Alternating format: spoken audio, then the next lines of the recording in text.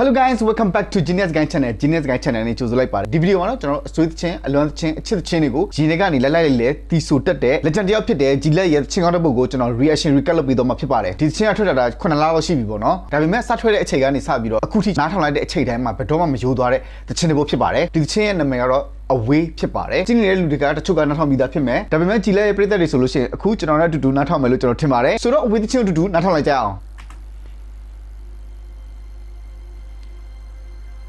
အနောက်ကဒီ string အတန်ပြောရမလားကျွန်တော် piano ဝင်သွားတာပေါ့နော်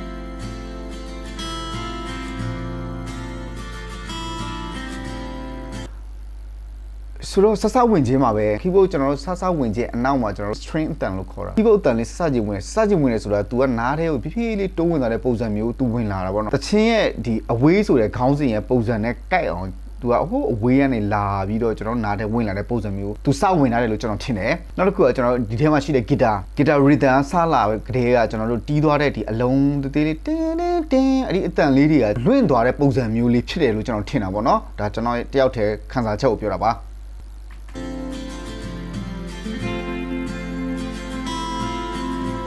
တွေ့လားတကယ်ကျွန်တော်တို့နားနဲ့တွေ့ကြနားထောင်ကြည့်တွေများပိန်ဆိုင်တင်လေးများချေကားတဲ့ဘုံနဲ့ဆက်ကြော်လာ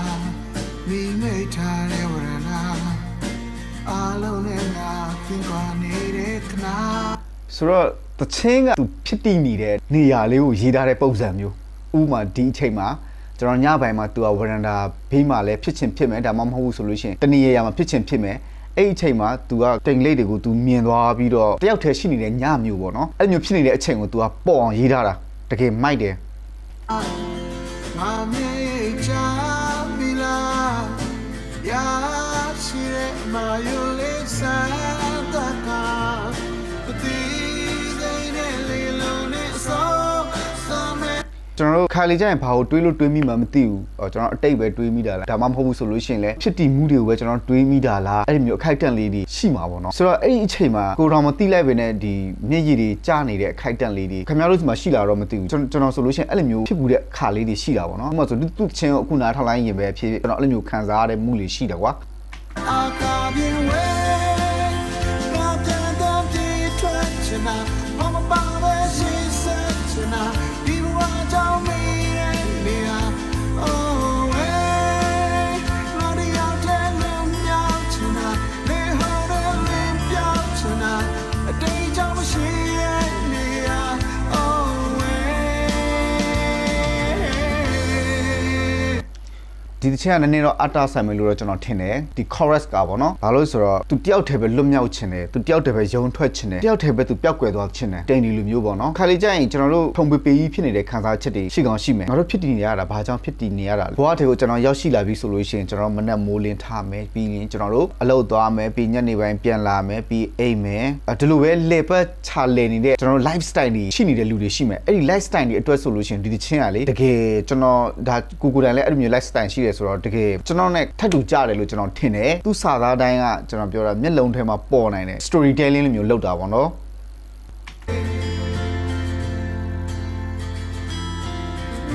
ဂျုံကင်းနေနေမယ်နော်စနေ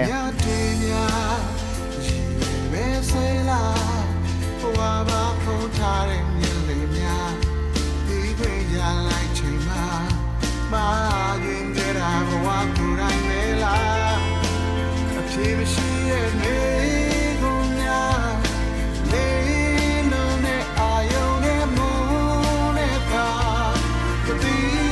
စိတ်ကလေးလုံးနဲ့ဆော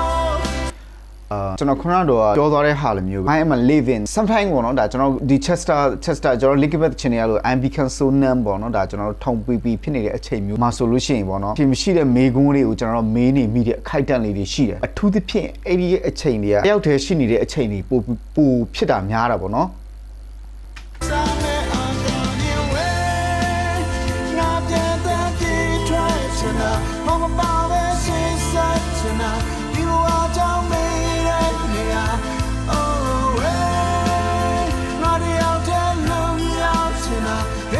အတားကြီးတယ်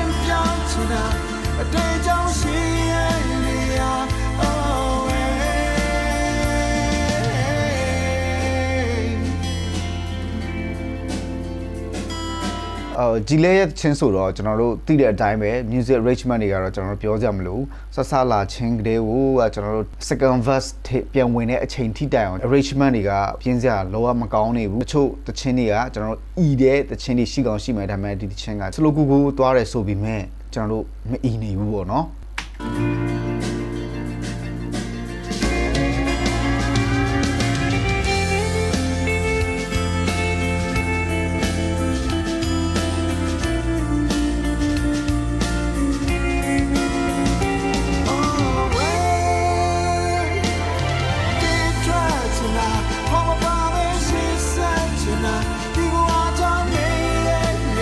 သူပြန်ဝင်လာလဲလာတယ်နော်ရုတ်တရက်ကြီးရက်ပြီးတော့ပြန်ဝင်လိုက်တယ်အဝေးဆိုပြီးတော့ oh way တော်တော်လာတယ်တချင်ကလေ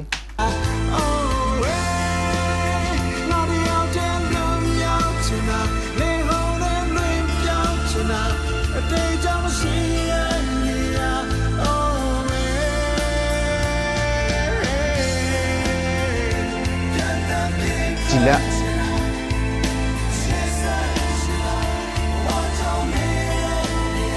စဝါ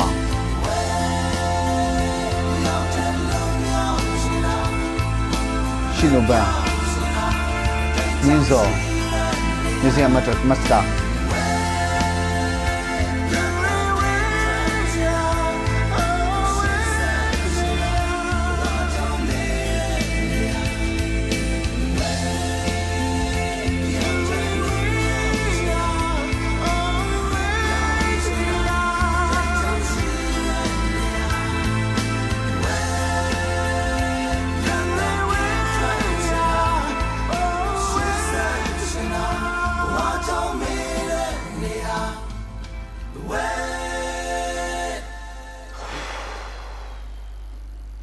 ကျွန်တော်ကတချင်း music type အားလုံးကြိုက်တယ်ချင်း music genre အားလုံးကိုကျွန်တော်ကြိုက်တယ်အခုဒီလို slow ဆိုလို့ရှိရင်လည်းကျွန်တော်ကြိုက်တယ်ဒီချင်းမှာဆိုလို့ရှိရင်ကျွန်တော်ဒီတပုတ်လုံးမှာကျွန်တော်ပြောသွားတဲ့ပုံစံအတိုင်းပဲတချင်းကကျွန်တော်တို့စလေဆုံးနောက်ဆုံးအထိကိုကျွန်တော်တို့လုံးဝမအီရအောင်သူရေးထားတယ် arrange မလုပ်ထားတယ်နောက်တစ်ခုကဒီမှာကျွန်တော်တေးရေးကဇဝါပေါ့နော်ဇဝါဆိုတာကတော့တကယ်သူတချင်းကတော်တော်များများကအားလုံးနှိပါကောင်းတယ်တကယ်ကောင်းတဲ့တေးရေးဆရာပေါ့နော်ဆိုတော့တချင်းရေးထားတဲ့တချင်းအပုတ်တိုင်းမှာကျွန်တော်အနစ်တွေကြီးပဲတကယ်တွေးစရာပါတယ်စဉ်းစားစရာပါတယ်ပုံဖော်နိုင်တယ်အရန်တော်တဲ့ကျွန်တော် legend တီးဆရာတယောက်ဖြစ်တာပေါ့နော်နောက်ပြီးတော့စာသားဆိုလို့ရှိရင်ကျွန်တော်မျက်လုံးထဲမှာကွက်ကွက်ကွေးမြင်တယ်အားလုံးကျွန်တော်တို့တယောက်တည်းကျွန်တော်တို့ရှိနေတဲ့ညမှာတယောက်တည်းကျွန်တော်တို့ဒူမမသိဘဲနဲ့တယောက်တည်းတိတ်တဆိတ်ထွက်သွားခြင်းနေဆိုတဲ့ပုံစံမျိုးလေးကိုသူရေးထားတယ်အာတလောဘမာနဒုက္ခတွေများတဲ့ဒီလူပတ်ဝန်းကျင်ထဲမှာ तू မနေချင်တော့ဘူးတယောက်တည်းလူတွေမသိအောင် तू အတားကြီးစွာ तू ထွက်သွားခြင်းနဲ့ तू လွတ်မြောက်ခြင်းနဲ့ तू ငြိမ်းချမ်းမှုရခြင်းနဲ့ဆိုတဲ့ပုံစံမျိုး तू ရေးသွားတာပေါ့နော်ဒီလက်ရဲ့ post တစ်ခုမှာကျွန်တော်တွေ့တာလားဒါမှမဟုတ်ဒီလက်ပြောသွားတဲ့ interview တစ်ခုမှာလားမသိကျွန်တော်တွေ့မိတာပေါ့နော်ဆိုတော့ကျွန်တော်တွေ့မိတဲ့အထက်မှာဆိုလို့ရှိရင်ဒီတချင်းကဒီလက်ရဲ့စဝါရဲ့ကကျွန်တော်တို့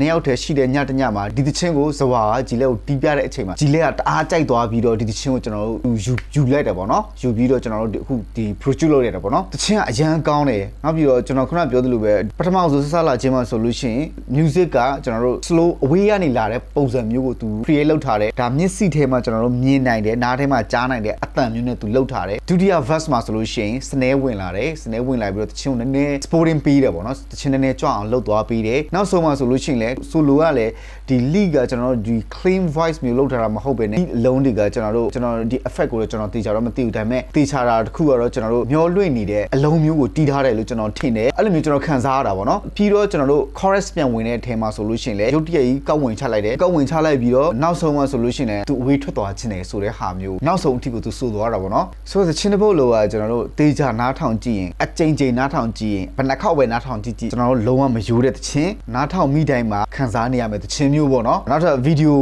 ပိုင်းကြည့်မယ်ပေါ့နော် visualization ပိုင်းကျွန်တော်ကြည့်မယ် visualization မှာဆိုလို့ရှိရင်ဒီတချင်းကသူ့ရဲ့ဒီတချင်းရဲ့အောက်မှာတော့တချင်းရဲ့ lyrics ပေါ့နော်ကျွန်တော်စာသားလေးတွေကိုသူရေးထားပေးတယ်ဒါပေမဲ့ဒီတချင်းထဲမှာသူလုံးဝစာသားမထက်သွားဘူးဒါပေမဲ့တချင်းစာသားတွေကရှင်းတယ်အဲ့ဒီဟာတခုကတကယ်တီးဆိုတော့တကယ် genius ဖြစ်တယ်လို့ကျွန်တော်ပြောချင်တယ်ဒီ visualization မှာဆိုလို့ color palette ကိုကျွန်တော်ကြည့်မယ်ဆိုလို့ရှိရင် cinematography ပေါ့နော်ဒါအကြီးကြီးပြောမှဆိုလို့ဒီမှာကျွန်တော် yellow သူယူထားတယ်ပြီးတော့ကျွန်တော် blue သူယူထားတယ်ပြီးတော့အလဲမှာကျွန်တော် green မဆန်တဲ့ green လေးကိုသူယူထားတာပေါ့နော်လူမှာဖြောက်တဲ့ green လေးပေါ့နော်အဲ့ green ကိုသူယူထားတယ်နောက်ပြီးတော့ဒီသူ့ရဲ့ text typography ပေါ့နော်ဒါ text ကလည်းအဝေးကိုသူကတစ်လုံးနဲ့သူအဝေးရေးထားတယ်ဆိုတော့တချင်းက ကျွန်တော် MV ရိုက်နေမှာ perfect ဖြစ်နေတာမဟုတ်ဘူး color palette ကိုကိုင်းညီအောင်သူတို့ရိုက်ထားနိုင်တယ်ဆိုလို့ရှိရင်ပဲတချင်းကတော်တော်လေးကိုကျွန်တော်မျက်စိမှာပထာသားဖြစ်တယ်နောက်တစ်ခုကယူထားတဲ့ဒီ composition ကလည်းကျွန်တော်တရားကြည့်လိုက်မယ် composition ကကျွန်တော် line 3 line ရှိတယ်ဒီမှာကြည့်လိုက် space 3ခုရှိတာပေါ့နော်အဲ့ space 3ခုမှာဆိုလို့ရှိရင်ကျွန်တော်တို့ဂျုံခင်းကိုယူထားတယ်နောက်တစ်ခုကကျွန်တော်တောင်တန်းယူထားတယ် space ကနောက်တစ်ခုကကျွန်တော်တို့